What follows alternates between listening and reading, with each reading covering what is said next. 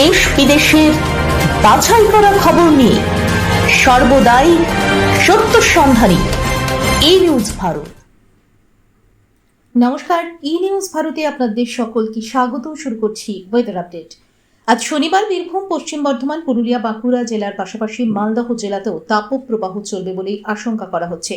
আবহাওয়া দপ্তরের পূর্বাভাস অনুযায়ী মে মাসের প্রথম সপ্তাহে পূবালি হাওয়া সক্রিয় হওয়া এবং একের পর এক পশ্চিমী ঝঞ্ঝার ফলে ঝড় বৃষ্টির কার্যকলাপ বৃদ্ধি পাবে। শনিবার বিকেল থেকে আবহাওয়ার উল্লেখযোগ্য পরিবর্তনের আশঙ্কা করা হচ্ছে।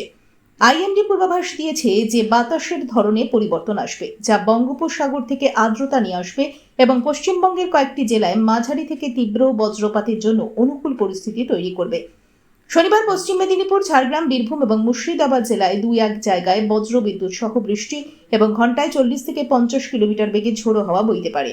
আগামীকাল অর্থাৎ রবিবার 27 এপ্রিল বীরভূম, পূর্ব বর্ধমান, মুর্শিদাবাদ, নদিয়া, উত্তর 24 পরগনা, দক্ষিণ 24 পরগনা এই সকল অঞ্চলে 50 থেকে 60 কিলোমিটার বেগে ঝোড়ো হাওয়া বইবে। আজ কলকাতার রৌদ্রোজ্জ্বল দিন। আজ কলকাতা ও তার পার্শ্ববর্তী অঞ্চলে দিনের সর্বোচ্চ তাপমাত্রা 36 ডিগ্রি সেলসিয়াস, সর্বনিম্ন 28 ডিগ্রি সেলসিয়াস। বাতাসে আপেক্ষিক আর্দ্রতার পরিমাণ 61%, অনুভূত তাপমাত্রা 41 ডিগ্রি সেলসিয়াস। ব্যুরো রিপোর্ট, ই নিউজ ভারত।